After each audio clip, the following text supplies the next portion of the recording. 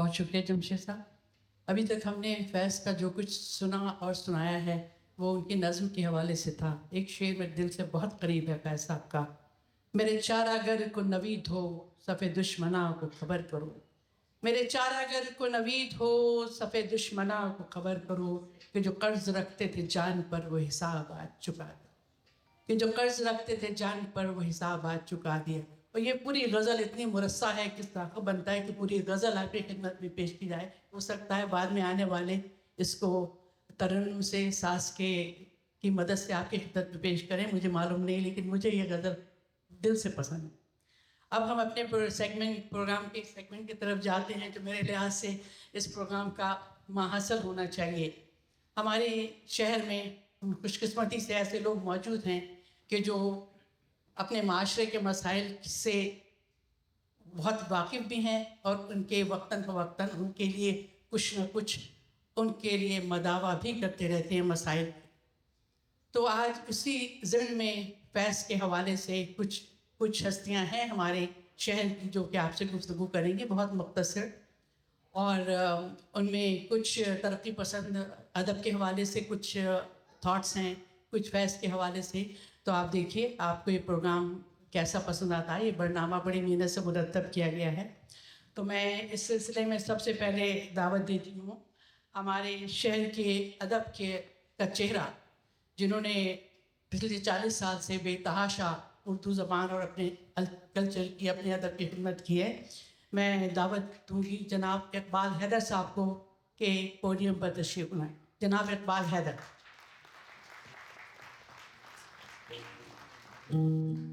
बोल ज़बां अब तक तेरी है, तेरा सत्वा जिस्म है तेरा, बोल के जाऊं अब तक तेरी है।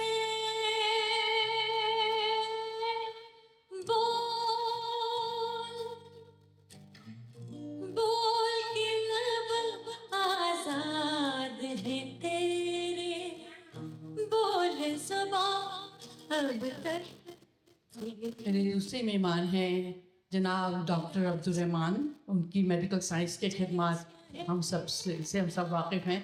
ये वो नौजवान अपने मेडिकल के करियर के शुरुआत में डॉक्टर रहमान ने ब्लड बैंक का आइडिया उसका बीड़ा उठाया था, और वो हस्ती है जिन्होंने उस ज़माने में ब्लड बैंक का शुरू कॉन्सेप्ट किया था। और ये सर्विस जब शुरू हुई थी जब वो अपना शिमला हाउस जॉब कर रहे थे डॉक्टर रहमान। तशरीफ़ लाइए। अब आपके सामने तशरीफ़ लाते हैं डॉक्टर आरिफ जमाल साहब। सोशल साइंसेस के आदमी हैं और बहुत ही वेल अचीव्ड और इंतहाई कीमती काम वो पाकिस्तान के KPK में कर रहे हैं। जनाब आमिर जमाल साहब तशरीफ़ लाइए। उनके भी खिदमात इतनी हैं कि हमारे पास इतनी गुंजाइश नहीं है कि इतने प्रोग्राम देर से शुरू होने की वजह से हम उनके पूरी आपको उनके तारुफ का हक़ अदा किया जा सके। अब मैं जिस मेहमान को बुलाना चाहती हूँ उनका नाम है आरिफ ताहिर अलवी साहब। ताहिर अलवी साहब ने भी बड़ी खिदमत अंजाम दी हैं और अपना हमारे कल्चर अदब के हवाले से हमारे शहर के बहुत एक्टिव, बहुत ही मुतहर्रिक शख्सियत है जनाब ताहिर अलवी साहब। अब तशरीफ़ लाते हैं जनाब इज़्ज़त बुखारी साहब। तशरीफ़ लाइए और अपनी नशीर संभालिए। आपने भी कल्चर और अदब के हवाले से बहुत काम किए हैं और हम सब आपसे बखूबी वाकिफ़। जनाब इज़्ज़त बुखारी साहब। अब इन शख्सियात का एक मुख्तसर इनके उन्वानात का एक मुख्तसर जायज़ा है कि इकबाल हैदर साहब आपसे मुखातिब होंगे फैज़ का ग़िनाई लहजा और फ़िक्री शायरी के हवाले से। ताहिर अलवी साहब ने अपने लिए जो उन्वान तजवीज़ किया है वो फैज़ की महफ़िल में ज़बान, शिनाख्त और हमारा सफ़र।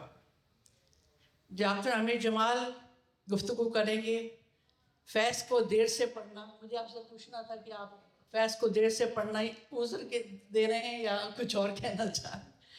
اور خاموشی، بیداری، شعور اور امید کی واپسی، یہ ان کا عنوان ہے۔ جناب عبدالرحمٰن صاحب، ڈاکٹر عبدالرحمٰن صاحب بولیں گے قوموں کی ترقی میں ترقی پسند شاعری کا کردار، اور آخر میں جناب عزت بخاری صاحب ہے فیض کا عشق حقیقی۔ اب ہم دیکھتے ہیں ان کی نظر میں کون سا عشق حقیقی ہے فیض صاحب کا۔ تو ہم اپنے اس سیگمنٹ کا آغاز کرتے ہیں، اور میں سب سے پہلے گزارش کروں گی جناب اقبال حیدر صاحب سے کہ آپ کچھ فرمائیں۔ السلام علیکم خواتین حضرات، یہ کیلگری کی خوش نصیبی ہے کہ یہاں پہ ایسے لوگ موجود ہیں جو ہمارے اکابرین کو یاد کرنا چاہتے ہیں، اور ان کو اس بات کا ذوق ہے، اس چیز کی کرید ہے، اور یہ ہمت ہے، اور یہ وہ اپنی ذمہ داری سمجھتے ہیں کہ اپنے آپ کو قائم رکھنے کے لیے اس یاد کو منانا ضروری ہے، ان کو یاد کرنا ضروری ہے، ان کو پڑھنا ضروری ہے، اور ان کو سمجھنا ضروری ہے، کیونکہ یہاں تو بہت ہی تیز رفتار زندگی ہے، اور بہت ساری چیزیں ہیں جس میں بہرحال وقت کم ہے، اور فیض صاحب کے حوالے سے بہت ساری گفتگو ہو سکتی ہے، ہوئی ہے، بہت کچھ لکھا ہے، پڑھا ہے، لیکن میں چیزیں لکھ کے لایا تھا کہ مجھے وقت کی وہ مشکل نہ ہو۔ میں عام طور پہ لکھا ہوا نہیں پڑھتا ہوں، لیکن مجبوری ہے۔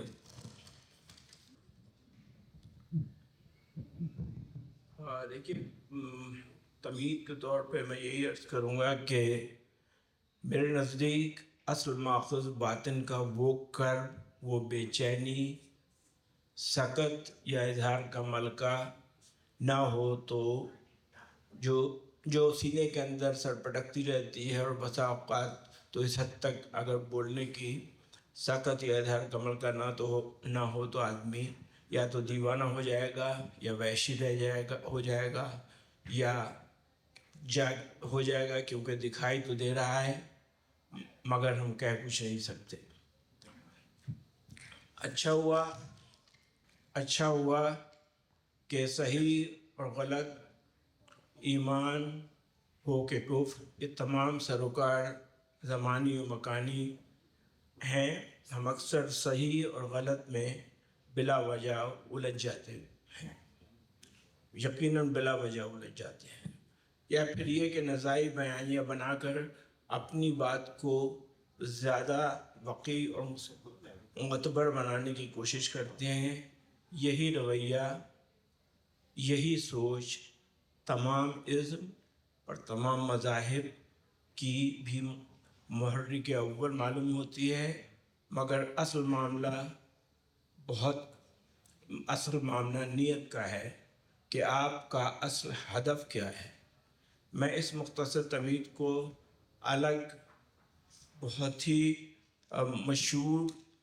بہت ہی مشہور اور جامع رباعی یعنی 4 مصروں میں آپ کے گوش گزار کرتا ہوں۔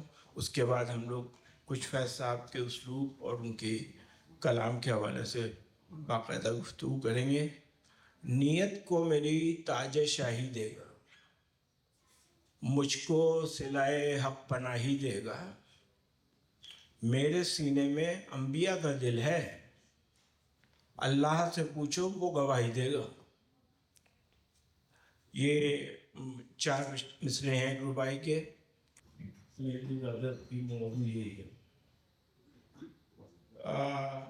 یہ ہر آدمی کا نہیں، اس انسان کا تعارف ہو رہا ہے جو اوروں کے لیے جیے اور دال روٹی کے لیے نہیں، عقلی اور فکری نجابت کے لیے جیے اور لوگوں کو ترقی اور ترفع دینے کے لیے جیے۔ فیض صاحب اسی سلسلے کی ایک بہت اہم آدمی ہیں، بے انتہا اچھے شاعر ہیں، بہت ہی سمجھ لیجیے کہ نظریاتی شاعر ہیں، ترقی پسندوں کے اگر نہ کوئی مغنی ہے تو کوئی مدد نہ ہو۔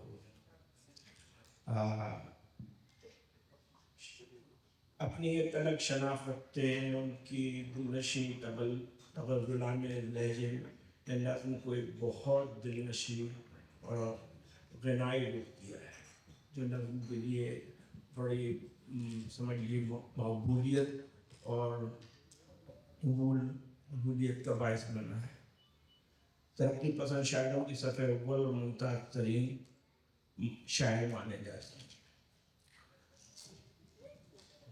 اب یہ تمہیدی بیان کے بعد میں یہ سمجھتا ہوں کہ ہم لوگ جو یہاں پہ جمع ہیں، چاہے فیض صاحب کے نام پہ جمع ہوں، چاہے علامہ اقبال کے نام پہ ہوں، چاہے جوش صاحب کے نام پہ ہوں، چاہے نون میم راشد کے نام پہ ہوں، چاہے قابل اجمیری کے نام پہ ہوں، باہر بہت سارے شعراء کا نام لیا جا سکتا ہے. لیکن ہم اس کو صرف کیونکہ ہمارے یہاں ایک خاص پرابلم میں نے دیکھا ہے، کیونکہ ہمارے معاشرے میں سننے کا عمل جو ہے وہ بس ہوتا ہے، اور اس کو ساتھ لے جانے کا عمل جو ہے وہ دروازے پر وہیں رک جاتا ہے. تو اگر فیض صاحب کو واقعی ٹریبیوٹ پیش کرنا ہے یا فیض صاحب کے کیلیبر کی کسی بھی آدمی کو، تو ہمیں چاہیے کہ ہم واقعی ان کو پڑھنے اور سمجھنے کی طرف، یہ نہیں کہ نور جہاں سے سن لیا، حبیب ولی محمد سے سن لیا یا فلاں سے سن لیا تو وہ فیض صاحب ہو گئے. نہیں، فیض صاحب نے بہت کچھ کہا ہے جو نہیں گایا جا سکتا اور نہ گایا گیا ہے، اور اسی طرح بہت سارے اور شعراء ہیں.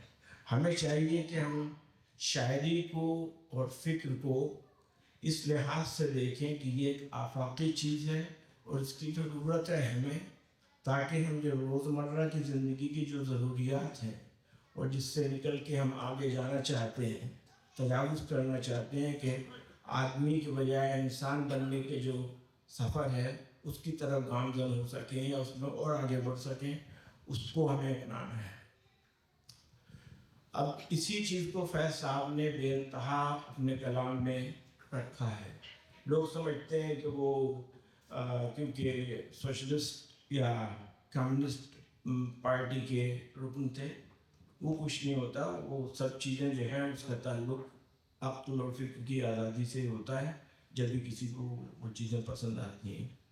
اور فیض صاحب کی سب سے بڑی جو کسی بھی شاعر کی سب سے بڑی چیز جو ہوتی ہے اس کا اسلوب ہوتا ہے، کہ اس نے بات کو کس طرح کہا.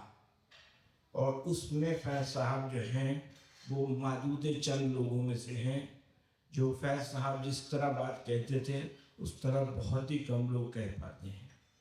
بہت سارے بڑے بڑے لوگوں نے شاعری کی ہے، ان سے پہلے بھی، ان کے بعد تو میں سمجھتا ہوں کہ ایک ہی دو نام لیے جا سکتے ہیں. ان کے ایک ہم اثر تھے نون میم راشد، جو میں نے جیسے عرض کیا بہت پسند ہے. بہت ہی جامع شاعر ہیں، بہت وقی اور بہت ہی بسیط ان کا ایک فکری نظام ہے. لیکن اس کے علاوہ زیدی تھے، مصطفیٰ زیدی تھے. پھر آخر میں جون ایلیا ہے. جون ایلیا بھی فکری شاعری میں بہت بڑے شاعر تھے، لیکن وہ زمانے میں آئے جو فیض صاحب سے بھی خراب زمانہ تھا، کہ جب اس وقت پاکستان میں کچھ بھی نہیں رہ گیا تھا علاوہ اس پہ کہ جان بچاؤ مال کماؤ باہر جاؤ، تو سارا مسئلہ جو ہے وہ ٹھپ ہو گیا تھا. اب یہ تو ہوئی ایک سماجی فکر، جو اس کا تعلق فیض صاحب سے بظاہر ان کے کلام سے نہیں ہے، لیکن فیض صاحب کی فکر سے بہت گہرا ہے. فیض صاحب اسی تطہیر کے لیے کام کر رہے تھے کہ پاکستان کے لوگوں میں وہ فکری تطہیر، وہ استقامت پیدا ہو کہ وہ کھڑے ہو سکیں. اور وہ اس میں کامیاب نہیں ہوئے، اور کامیاب ہو بھی نہیں سکتے تھے، کیونکہ جو اسٹرکچر ایسا بنایا گیا تھا کہ قید کر دو، اس حد تک ستاؤ، اس حد تک عاجز کرو کہ آدمی چلا جائے یا خاموش ہو جائے. تو کسی نہ کسی اسٹیج پہ آدمی کو یہ کرنا ہی پڑتا ہے، اور کیا گیا.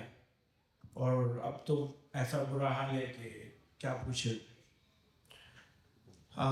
فیض صاحب کی جو اسلوب ہے وہ اردو شاعری میں تقریباً ایک انتہائی نیا اسلوب ہے. وہ ایک میرے نزدیک وہ ایک آمیزہ ہے, ایک کمبینیشن ہے, ایک مرکب ہے کئی لہجوں کا, جو کہ ظاہر ہے ہر آدمی اپنے سے پہلوں سے اپنے پیشوں سے سیکھتا ہے, متاثر ہوتا ہے, اور جو عکس کرتا ہے اس کو جتنی اچھی طرح وہ بیان کر سکتا ہے یا شعریت عطا کر سکتا ہے, وہی اس کا کارنامہ, وہی اس کی معراج, وہی اس کا کام ہوتا ہے. اور فیض صاحب نے اتنی خوش اسلوبی سے کام کیا ہے کہ میرا نہیں خیال کہ کسی کو اس میں دو رائے ہو سکتی ہے. Thank you. اگر میں فیض صاحب کے بے شمار اشعار مجھے یاد ہیں, میں سنا سکتا ہوں, لیکن وہ سب نے سنے ہوئے. فیض صاحب کے اشعار جتنے مقبول ہوئے میں نے جب سوچتا مالا میں نے کسی شاعر کی بے اشعار اتنے مقبول ہوتے ہوئے نہیں دیکھے, اور نہ ہی اتنے گائے گئے ہیں. تو اس میں تو بلا وجہ ایک سمجھیے ایک رسمی گفتگو ہو جائے گی. فیض صاحب کو میرے نزدیک سب سے بڑا ٹریبیوٹ یہی ہے کہ فیض صاحب جو کرنا چاہ رہے تھے, جو حاصل کرنا چاہ رہے تھے, اس میں ہم ان کی کم از کم اس معاشرے میں جہاں کوئی پابندی نہیں ہو, ہم نے جو بھی پابندیاں عائد کی ہیں اپنے اوپر خود عائد کی ہیں. معاشرہ ہم سے کوئی نہ حکومت نہ معاشرہ. تو ہمیں چاہیے کہ ہم اپنی ذہنی استطاعت کو استعمال کریں, اور وہ جس روش پہ وہ لے جانا چاہ رہے تھے ہمیں یہاں پورا موقع ملا ہوا ہے کہ ہم اس کو اپنا سکیں, اور اس کو ایکسپلور کر سکیں, اور اس کو بیان کر سکیں, اس کو شیئر کر سکیں. فیض کے لیے اس سے بڑا ٹریبیوٹ کوئی نہیں ہو سکتا کسی بھی تھنکر کے لیے, چاہے وہ غالب ہوں, چاہے وہ میر ہوں, چاہے وہ جوش ہوں, چاہے وہ نذیر ہوں, چاہے وہ فیض ہوں, چاہے راشد ہوں, چاہے جون ہوں. میں نے جیسے پہلے کہا, ان لوگوں کا کوئی ایسا سروکار نہیں تھا, نہ حکومت کرنی تھی, نہ ان کو پیسے کی لالچ تھی. ان کو تو بس یہ تھا کہ جو ان کو وصف خدا نے دیا ہے اس کو وہ پبلک تک پہنچا دے. مگر ہماری پبلک جو ہے وہ وہاں پہ تو مجبور تھی, کیونکہ ہمارے یہاں تو بس ایک قسم کا ماشاء اللہ ہی رہتا تھا, کبھی ظاہرہ کبھی بات پوشیدہ. لیکن یہ جو چیز یہاں پہ ہے یہ ہم نے اڈاپٹ کر لی ہے. ہمیں اس زنجیروں ان خیال کی زنجیروں اور پابندیوں کو توڑ کے سوچ کو آزاد کرنا پڑے گا. اس کا مطلب یہ نہیں ہوتا ہے کہ آپ گمراہ ہو جائیں, مذہب سے بیدار ہو جائیں. نہیں, مذہب ایسی چیز ہے ہی نہیں کہ وہ آپ اس کو چھوڑ دیں, یا مذہب اتنا کمزور نہیں ہے کہ وہ فوراً ختم ہو جائے گا. یہ سب سے بڑا ایک خطرہ مولویوں نے کھڑا کر دیا ہے. تو ان چیزوں کو سوچیے, اور گھر جا کے, اور جس کو بہت ناگوار گزرا ہو یا برا لگا ہو تو مجھے خوب برا بنا کہیے گا, اور اگر کچھ اچھا لگ جائے تو اس کو غور کیجیے گا اور اپنانے کی کوشش کیجیے گا. بہت بہت شکریہ.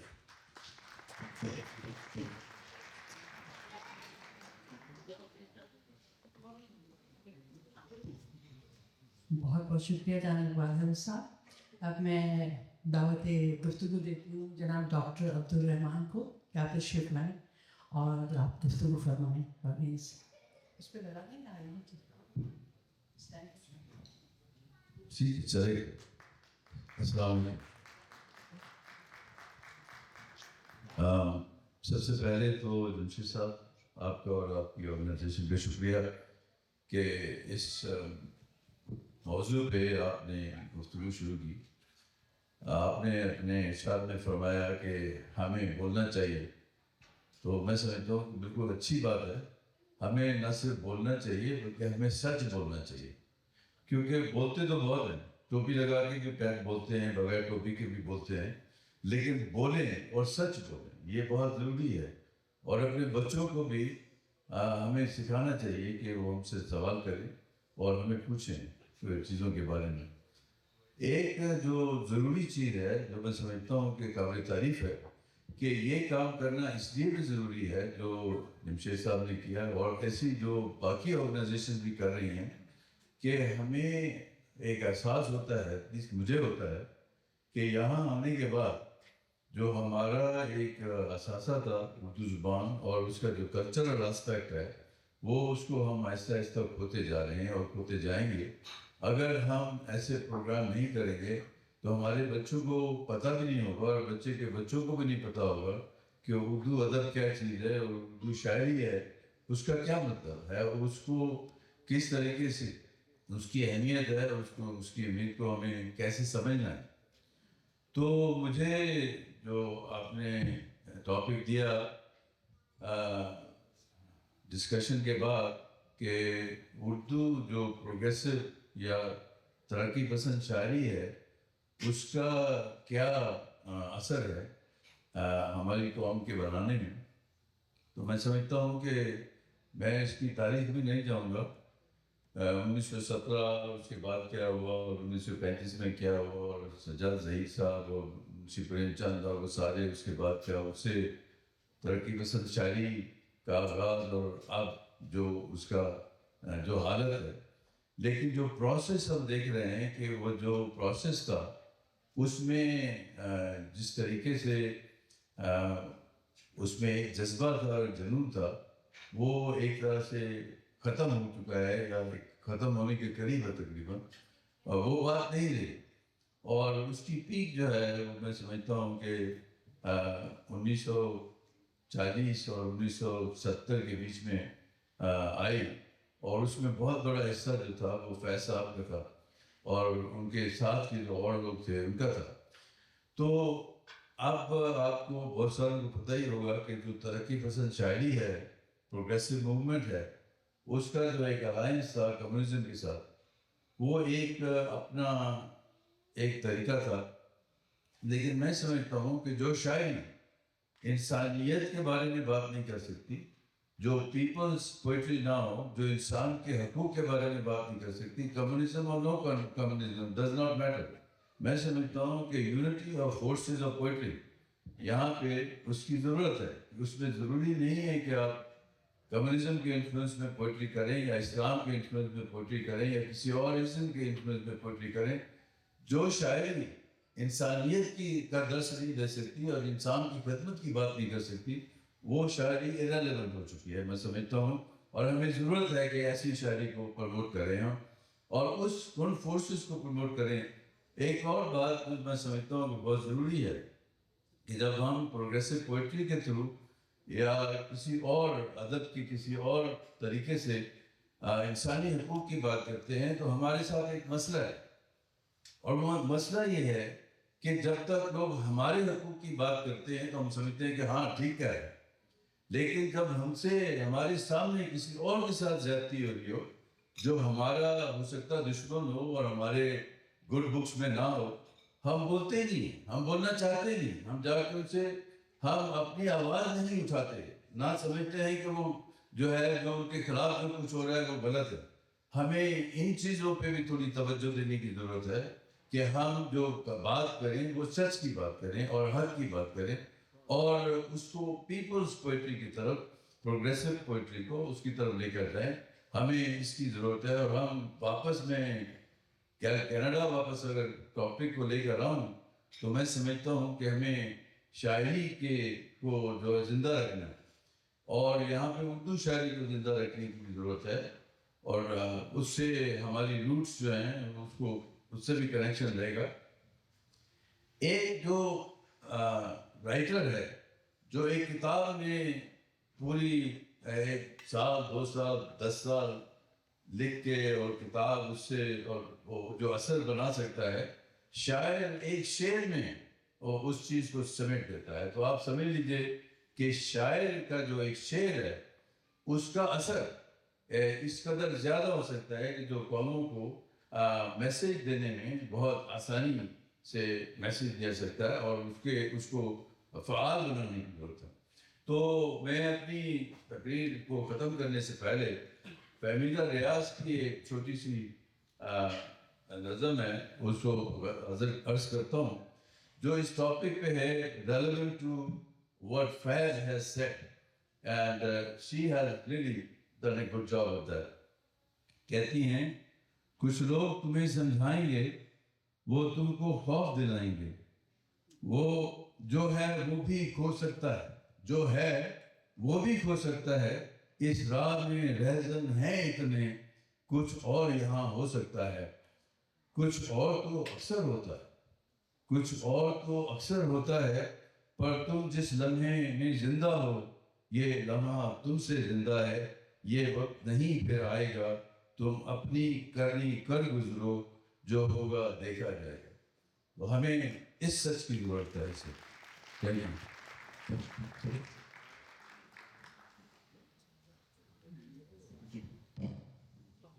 تم اپنی کرنی کر گزرو، جو ہوگا دیکھا جائے۔ اب میں التماس کروں گی جناب ڈاکٹر عامر جمال سے کہ تشریف لائیے اور اپنی گفتگو کا آغاز کریں۔ ڈاکٹر عامر جمال۔ بسم اللہ الرحمن الرحیم۔ سب سے پہلے تو بہت شکریہ جمشید بھائی، طاہر نبی بھائی، باقی سب لوگ منتظمین کا کہ فیض احمد فیض کی یاد میں اتنی اچھی محفل کا انعقاد کیا ہے۔ جب جمشید بھائی نے مجھے دعوت دی تو میں نے کہا دیکھیں میں ایک سامع کی حیثیت سے آ جاؤں گا، خوشی خوشی اور بیٹھ جاؤں گا اور سنتا جاؤں گا اور سیکھتا جاؤں گا۔ انہوں نے کہا یہ آپ نے بولنا ہے، تو میں نے کہا وارننگ میں نے دے دی ہے کہ پختون کو آپ اردو میں فیض احمد فیض کے بارے میں بات کرنے کے لیے بلا رہے ہیں، تو اب جو بھگتنا ہے انہوں نے بھی بھگتنا ہے اور آپ سب نے بھگتنا ہے۔ تو مذکر مؤنث کے ساتھ جو ہے نا اس پر کوئی تو خیر پھر جب یہ فیصلہ ہو گیا تو پھر میں نے کہا چاہیے اب فیض احمد فیض کی ریسپیکٹ میں اپنے ہوتا ہے اور ہوتی ہی کو ٹھیک کرنے کے لیے میں کچھ لکھ لیتا ہوں۔ میں اپنی بات فیض سے نہیں اپنے آپ سے شروع کرتا ہوں۔ یہ اعتراف میرے لیے آسان نہیں مگر ضروری ہے اور آج بہت ضروری ہے۔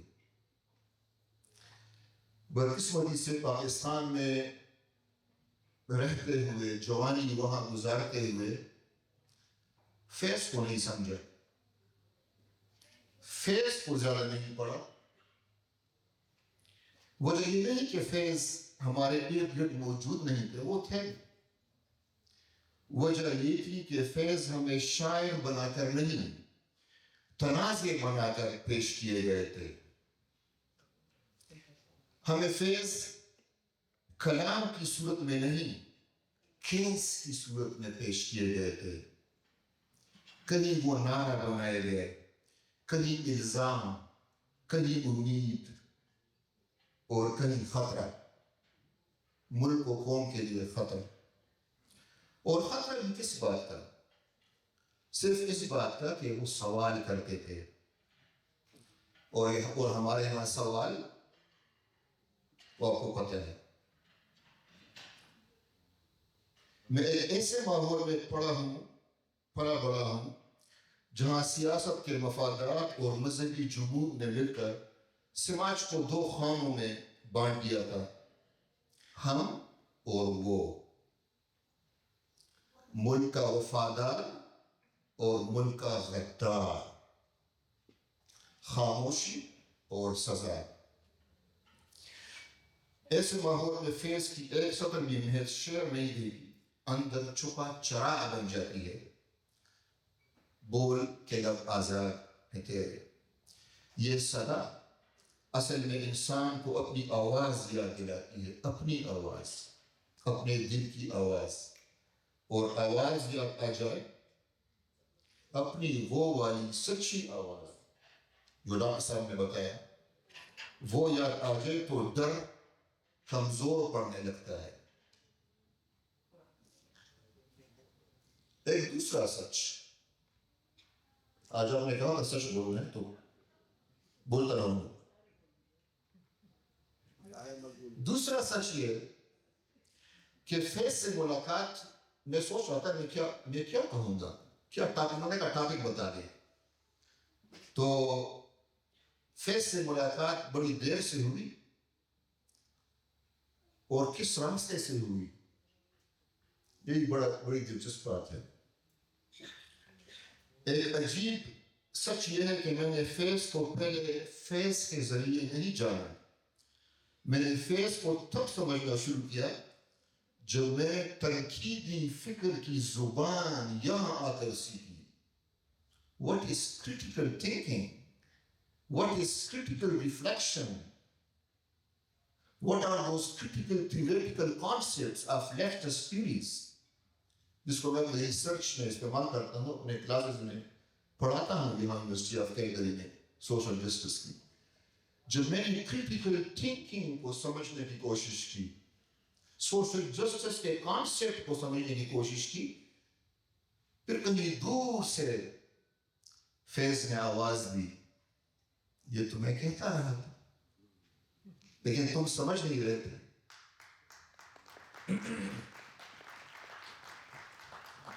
جب میں ایڈورڈ سیڈ کو پڑھا, جس نے اورینٹلزم پر بڑی مشہور کتاب لکھی ہے جو سوشل جسٹس کی قسم کا اور ڈی کولونائزیشن کا بیک بون ہے, تو مجھے پہلی بات صاف دکھائی دیا کہ طاقت صرف بندوق یا سرحد نہیں ہوتی, طاقت معنی بھی طے کرتی ہے. Power defines narrative, power defines meaning, right? It's not about guns. کون سچ بولے گا, کون سنا جائے گا, اور کون ہمیشہ حاشیے میں رہے گا, آن دا سائڈ لائن. وہ طاقت ڈیفائن کرتا ہے, وہ میننگ ڈیفائن کرتی ہے. یہ سب فیصلے اکثر خاموشی سے ہوتے ہیں, نصاب میں, میڈیا میں, معیار علم میں. سوری اگر آپ سب اگر یہ کہنا چاہوں, مطالعہ پاکستان میں جو ہم نے پڑھا وہ میڈیا میں معیار علم بن جاتا ہے, اور اس نظر میں جس سے ہم خود کو دیکھنے لگتے ہیں, ہم اس نظر سے خود کو دیکھنے لگتے ہیں, اس نظر سے. I'm going towards colonized mind. تو نوبادیات کا پہلا حملہ زمین پر نہیں ذہن پر ہوتا ہے, اور پھر دوسرا پھر میں نے فیس کو کس راستے سے سیکھا اور سمجھا اور جانا اور پہچانا. وہ برازیل کے جو آپ لوگوں کو معلوم ہوگا زبردست سوشل ایکٹیوسٹ رائٹر, اس نے جو کتاب لکھی پیڈاگوجی آف دا اپریسڈ, اس نے نصاب چینج کر دیا دنیا میں. میں بات کر رہا ہوں پالو فرائرے کی. جب اس کی کتاب میں پڑھنے لگا, میں نے کہا اوہ یہ تو وہ والا پاکستان میں بھی ٹھیک ہے, لیکن وہاں تو اس کو کسی اور نظر سے. تو وہ کہتا ہے, فرائرے کہتا ہے, اس نے مجھے آئینہ دکھایا, سب سے خطرناک غلامی وہ ہے جو انسان خود قبول کر لے. جب محکوم اپنے آپ کو حاکم کی نظر سے دیکھنے لگے, اپنی زبان سے شرمانے لگے. اردو بولنا, پشتو بولنا ایک کمزوری سمجھا جاتا ہے. اپنی زبان سے شرمانے لگے, اپنے تجربے پر شک کرنے لگے, تو زنجیروں کی ضرورت پھر باقی نہیں رہتی. آپ کا ذہن زنجیروں کے اندر جکڑ چکا ہے. اب یو آر colonized mind, جو اپنی کہانی کو کمتر سمجھتا ہے, دوسروں کے معیار سے اپنے خود کو ناپتا ہے. ٹھیک ہے, مجھے یاد ہے جب ہم چھوٹے تھے تو امی جو ہے جب ہم کھانا کھاتے تھے تو میں جو ہے وہ چمچ ایسے پکڑ لیتا تھا, تو وہ میرے ہاتھ پہ گھما دیتی, ایسے ایسے پکڑنا ہے انگلیوں. Right? You need to eat just like that. So you are eat class. دوسروں کے معیار سے خود کو ناپتا ہے, پھر اپنے ہی اندر خاموشی کو حکمت سمجھ بیٹھتا ہے. حکمت ہے یار میں خاموش رہتا ہوں, حکمت کا تقاضا ہے, رائٹ. اور تب مجھے اچانک خیال آیا یہ ساری باتیں تو فیض بہت پہلے کہہ چکے تھے, مگر نظم میں, علامت میں, روح میں. سو فیض بے آوازوں کی آواز, right, voice of the voices, right. وہاں وہ بچی سمجھ گئی جو میں کہہ رہا ہوں. فیض ہمیشہ اقتدار کے نیچے دیے انسان کے ساتھ کھڑے ہوتے ہیں, مزدور, جلا وطن, اور وہ لوگ جنہیں تاریخ اکثر فٹ نوٹ بنا دیتی ہے. فیض کے ہاں دکھ, فیض کے ہاں دکھ ذاتی نہیں ہوتا, ذاتی نہیں رہتا, وہ اجتماعی ہو جاتا ہے. اور اجتماعی دکھ کے بیچ وہ انسان کو قلم واپس دیتے ہیں اور آواز واپس دیتے ہیں, متائے لوح و قلم. یعنی اگر سب کچھ چھین بھی جائے, انسان کی گواہی ختم نہیں ہوتی. دل اگر زندہ ہو تو حرف راستہ بنا لیتا ہے. وہ کسی سے یہ نہیں پوچھتے کہ تم کس مسلک سے ہو, سنی ہو, شیعہ ہو, بریلوی ہو, دیوبندی ہو, یا کس جماعت سے ہو. وہ بس ایک سوال کرتے ہیں, فیض, کیا تم انسان ہو؟ اور اگر ہو تو کیا تم سچ کے ساتھ کھڑے ہونے کی ہمت رکھتے ہو کہ نہیں؟ ہمیں اکثر یہ بتایا گیا کہ ہماری تاریخ کہانی ہے, ہمارا علم روایت ہے, ہماری زبان کمزور ہے, اور پھر ہم نے بھی آہستہ آہستہ یہی مان لیا, اور یہی اصل شکست ہے. آپ کی کھڑے ہونے کا مطلب یہ ہے کہ میں اپنی بات کو کنکلوڈ کروں. تو بس میں بات کو کنکلوڈ کروں گا, اور اس پر کہ بس یہ ایک بات کر کہہ دوں گا, باقی چھوڑ دوں گا. اور وہ بات فیض کے مختلف رائے ہیں, لیکن جو سب سے اہم ہے وہ صرف آخر میں بتا دوں کہ سماجی انصاف کی جدوجہد میں امید, ہوپ اس نے نہیں چھوڑا. اور میں اپنی کلاس میں بھی اس کانسیپٹ کو ایکسپلور کرتا ہوں اسٹوڈنٹس کے ساتھ, اور ہم اسے کہتے ہیں یہاں پر critical hope, not just hope, critical hope. صرف امید نہیں کہ ہاں بس امید ہے سب ٹھیک ہو جائے گا, نو, with critical eye, وہ ہو, with critical thinking ہو. وہ اس نے اس وقت دیکھیں اجاگر کی کہ سوال کو زندہ کریں. یہی وہ جگہ ہے جہاں تعلیم محض معلومات نہیں رہتی, آزادی کا راستہ بن جاتی ہے. اور فیض ہمیں یہ سکھاتے ہیں کہ خاموش معاشرے نہیں, سوال کرنے والے معاشرے زندہ ہوتے ہیں.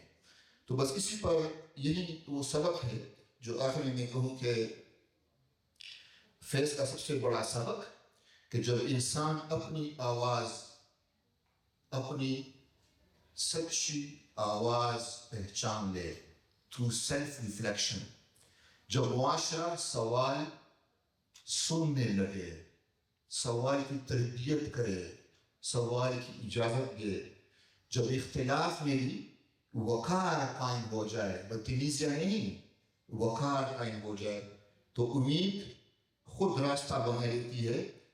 اور پھر ہم یہ کہنے کی جرأت کرتے ہیں کہ ہم دیکھیں گے. Thank you.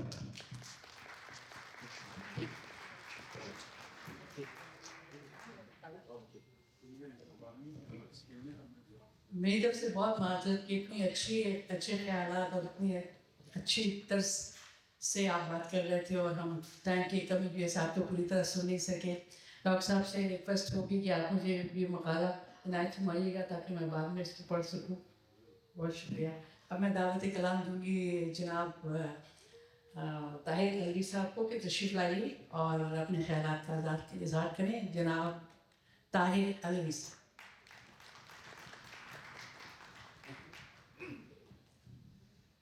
بسم اللہ الرحمن الرحیم.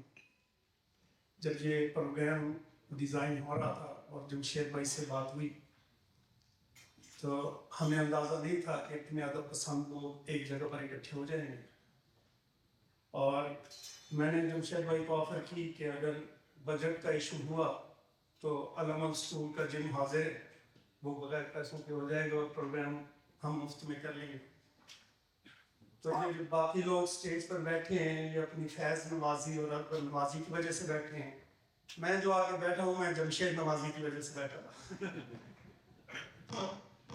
میں نے کچھ لکھ لیا تھوڑا سا. لکھنے کی وجہ یہ تھی کہ جب میں بولنے لگتا ہوں مجھے وقت کا اندازہ نہیں ہوتا اور مجھے انہوں نے پہلے سے بتا دیا تھا کہ بھائی 3 سے 4 منٹ ہے میکسیمم. تو مجھے اندازہ ہوا کہ یہ چیز مجھے کنٹرول میں رکھے گی میرا لکھا ہوا.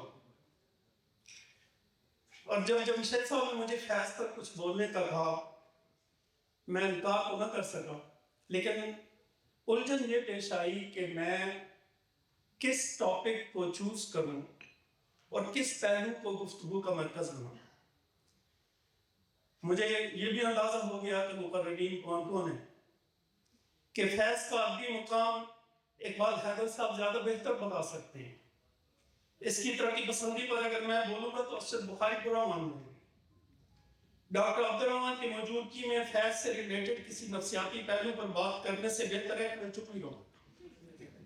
ڈاکٹر عامر جمال کے ہوتے ہوئے اس موضوع کی جزیات ہو یا گہرائی میری بات یقیناً بہت ہی سطحی شمار ہوگی. آج کی اس محفل میں ہم سب میں ایک قدر مشترک ہے اور وہ قدر ہے ادب کا ذوق. اس ذوق کو زندہ رکھنے والی چیز اردو زبان ہے.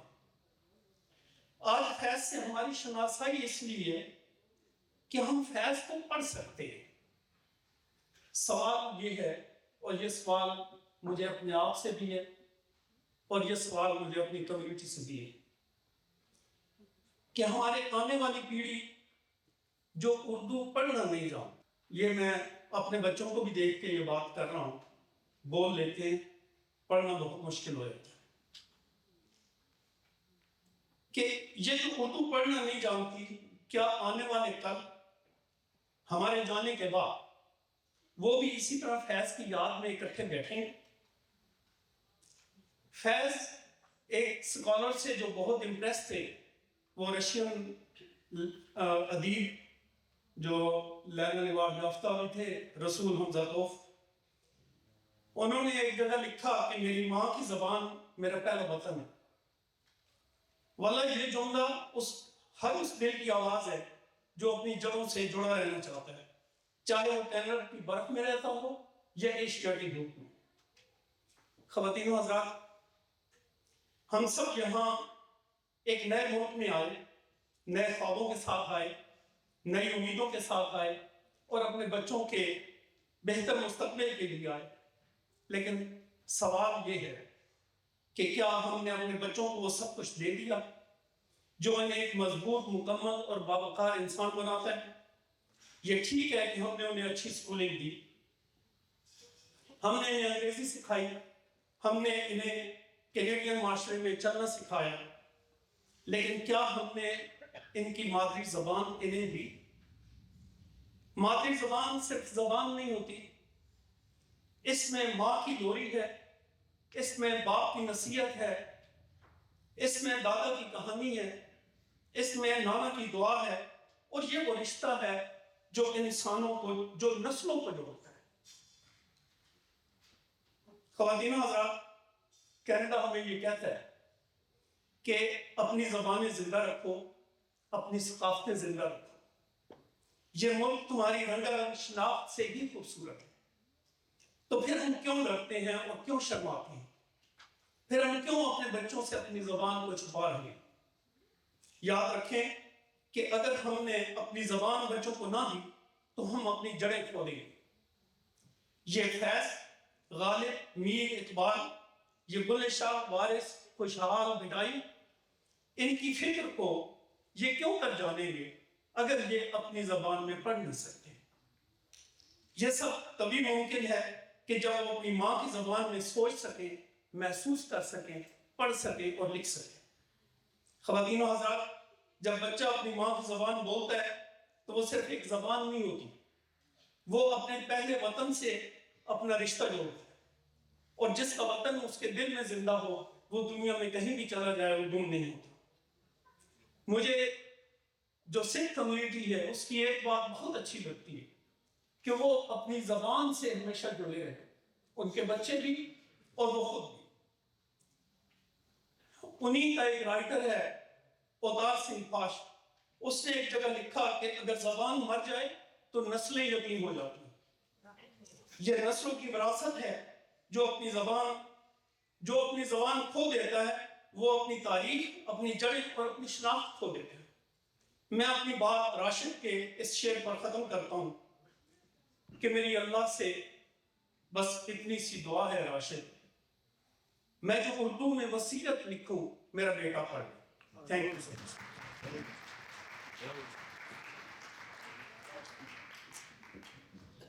بہت شکریہ علی صاحب۔ اب ہمارے اس غزل کے آخری اسپیکر جناب اظہر بخاری صاحب کو دعوت گفتگو ہے۔ جناب اظہر بخاری۔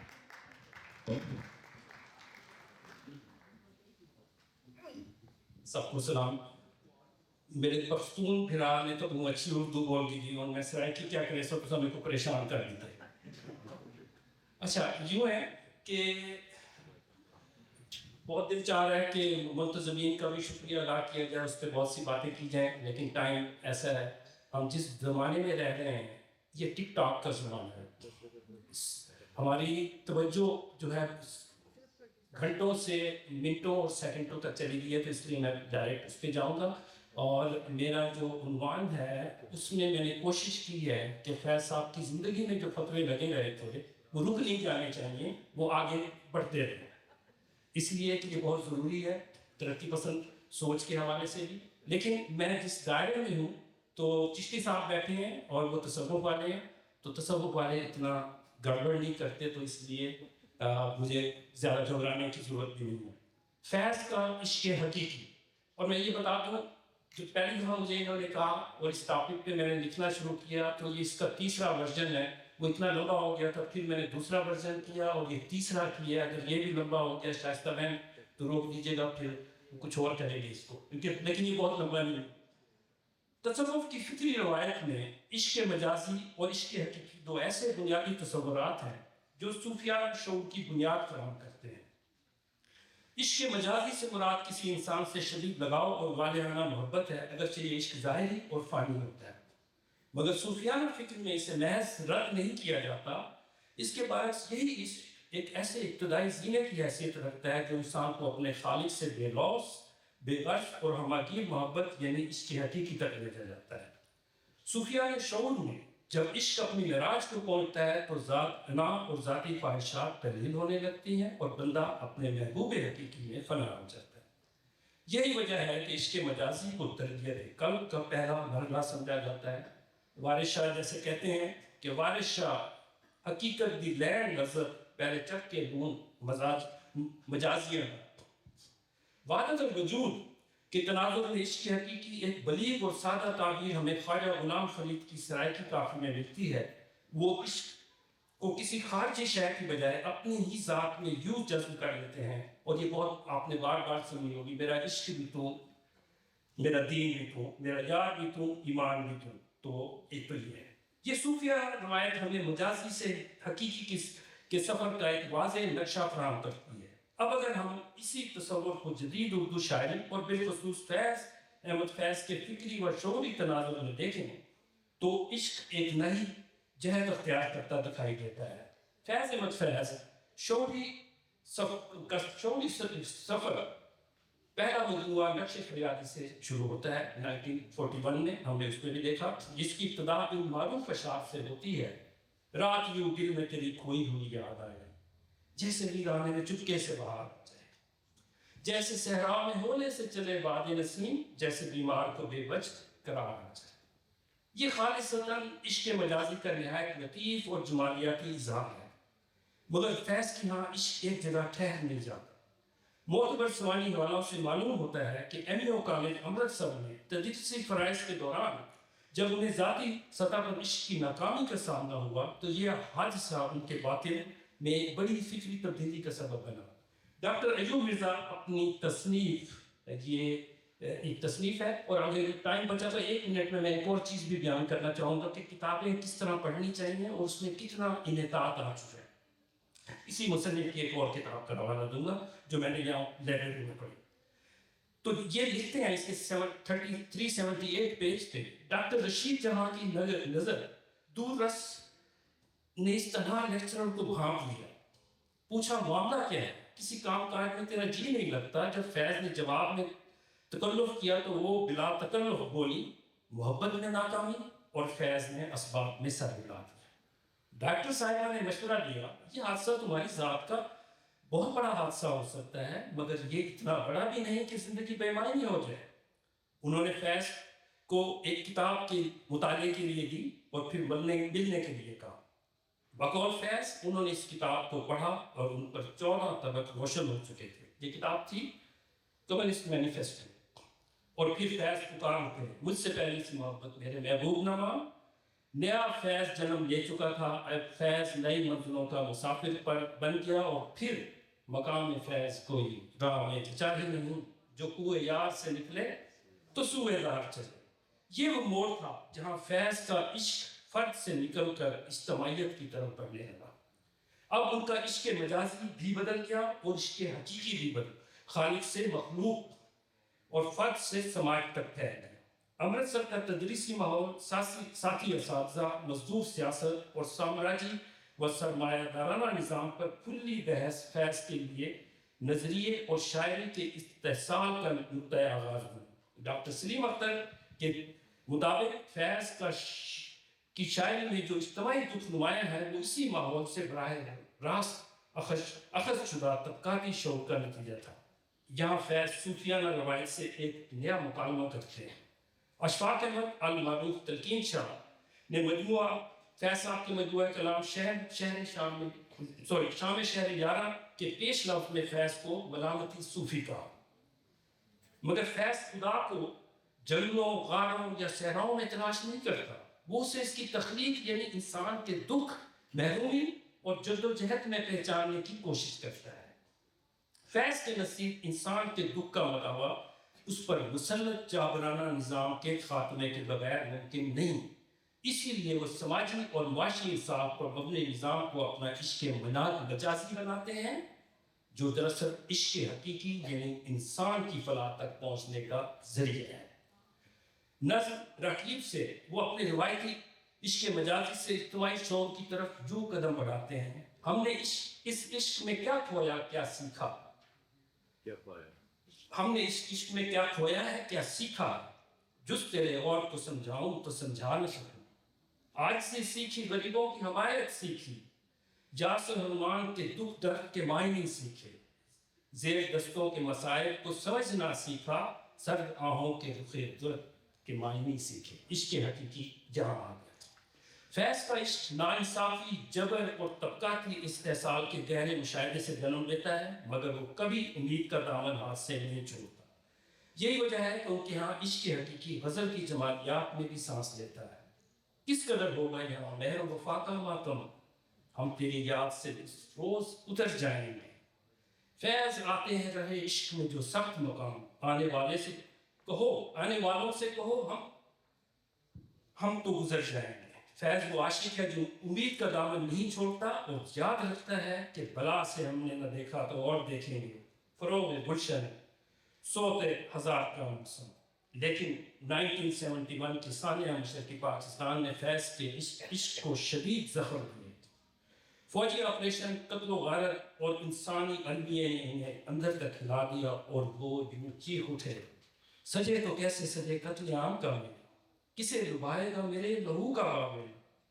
میرے نزار بدن میں کمزور، میرے نزار بدن میں لہو ہی کتنا ہے. چراغ ہو کوئی روشن، نہ کوئی جام بھرے، حذر کرو میرے تن سے یہ سمت قدر ہے. جو لوگ تھوڑی مشکل اردو ہے، دور کرو یہ زہر میرے سامنے سے، حذر کرو کہ میرا دل لہو کا پیاسا ہے. ثانیہ مشرقی پاکستان ایسا تھا کہ 3 برس بعد جب وہ ڈھاکہ گئے تو واپسی پر بول اٹھے، تھے بہت بے درد لمحے ختم درد عشق کے، تھیں بہت بے مہر صبحیں مہربان راتوں کے بعد، ہم کے ٹھہرے اجنبی اتنی ملاقاتوں کے بعد. اسی طرح فیض اسی طرح امریکہ میں روزنبرگ جوڑے کی پھانسی پر لکھی گئی نظم ہم جو تاریخ راہوں میں مارے گئے فیض کے دوسرے دور کے عشق مجازی یعنی اشتراکی نظام کی ایک لازوال مثال ہے۔ یہ نظام، یہ نظم قربانی، وفا اور انسان دوستی کی ایک بلند ترین شعری علامت ہے۔ فیض صاحب ان دنوں راولپنڈی سازش کیس کے الزام میں منٹگمری جیل میں تھے۔ جیل میں روزنبرگ جوڑے کے خطوط پر مشتمل ایک کتاب ان تک پہنچی۔ وہ اس سانے سے بے حد متاثر ہوئے کیونکہ ان دونوں میاں بیوی کو کمیونسٹ ہونے کی سزا دی گئی تھی۔ تیرے ہونٹوں کے پھولوں کی چاہت میں ہم، جن لوگوں نے سادقین کو جانتے ہیں تو سادقین نے بہت خوبصورت پینٹنگ اس نظم پہ کی ہے، اگر آپ لوگوں کو کہیں سے ملے تو ضرور دیکھیے گا۔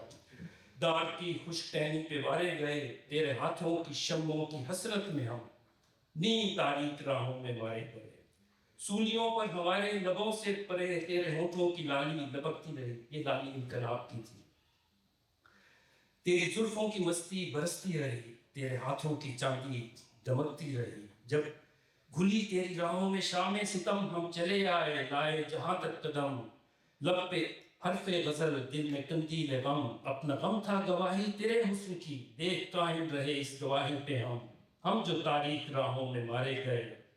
نارسائی اگر اپنی تقدیر تھی، تیری الفت تو اپنی ہی تدبیر تھی، قتل گاہوں سے چن کر ہمارے علم، اور نکلیں گے شاہ کے قافلے، جن کی راہ طلب سے ہمارے قدم، مختصر کر چلے درد کے فاصلے، ہم جو تاریخ راہوں میں مارے گئے۔ بلاخر فیض کا عشق حقیقی انسان ہے، اور اس انسان کی آزادی، وقار اور خوشحالی ہی اس کا آخری خواب ہے۔ اسی لیے ان کی شاعری میں دعا بھی ہے، احتجاج بھی اور امید بھی۔ اختتام پر ان کے پنجابی گیت کے چند بند جس میں عشق مجازی اور عشق حقیقی ایک دوسرے میں مدغم ہو جاتے ہیں اور فیض کے پورے فکری سفر کو ایک جمالیتی عقائد سمیٹ دیتے ہیں۔ درد نہ دساں کھولدی جاواں، راز نہ کھولاں مکدی جاواں، کس نو دل دے داغ دکھاواں، کس در اگے جھولی ڈھاواں، میں کس دا دامن کھساں، کدرے نہ پیندیاں دساں، وے پردیسیا تیریاں شام اڈیکاں فجر اڈیکاں، آنکھیں تو ساری عمر اڈیکاں، آنٹ گوانڈی دیوے بالدے۔ یہ ارد گرد کے ممالک میں انقلاب آ رہا ہے۔ آنٹ گوانڈی دیوے بالدے، ربا ساڈا چانن گھل دے، جگ بس دے میں بھی بساں، کدرے نہ پیندیاں دساں۔ اور نصرت فتح علی میری بہت خوبصورت گائی ہے، نیر النور نے بھی بہت اچھی گائی ہے۔ جی بہت شکریہ بھائی صاحب، بہت شکریہ۔ جس نظم کا بھائی صاحب نے تذکرہ کیا، رقیب سے کیا نظم ہے بھائی صاحب کی، اور اس کا مدد انہوں نے اس کی انصاف کیا اس کے پڑھنے میں بھی، ہے کہ وابستہ ہیں شوق کی یادیں تجھ سے، جس نے دل کو پڑے خانہ بنا رکھا۔ اب اپنے پروگرام کے اس سیگمنٹ کی طرف بڑھتے ہیں جس کا آپ سب کو بےچین سے انتظار تھا۔ اب رنگ اور نور کی محفل جمے گی اور آپ محسوس ہوں گے۔ آخر میں فیض کے چند اشعار کے ساتھ اس سیکشن کا، اس باب کا اختتام ہوتا ہے۔ چمک اٹھے ہیں سلاسل تو دل یہ جانا ہے، چمک اٹھے ہیں سلاسل تو دل یہ جانا ہے، کہ تیری مانگ ستاروں سے بھر گئی ہوگی، بجھا ہے روشن زنداں تو دل یہ سمجھا ہے، کہ اب سحر تیرے رخ پر بکھر گئی ہوگی۔ بہت شکریہ۔ میں التماس کرتی ہوں جناب شاہ نبی صاحب سے کہ آئیں اور اپنے فرائض سنبھالیں۔ جناب شاہ نبی صاحب، آپ سب بہت اچھی طرح واقف ہیں، بے انتہا اچھے ماڈریٹر ہیں، اور اب آپ ایک اچھی ماڈریشن کا تجربہ حاصل کریں۔ مجھ سے ابھی تک مجھے برداشت کرنے کا بہت شکریہ۔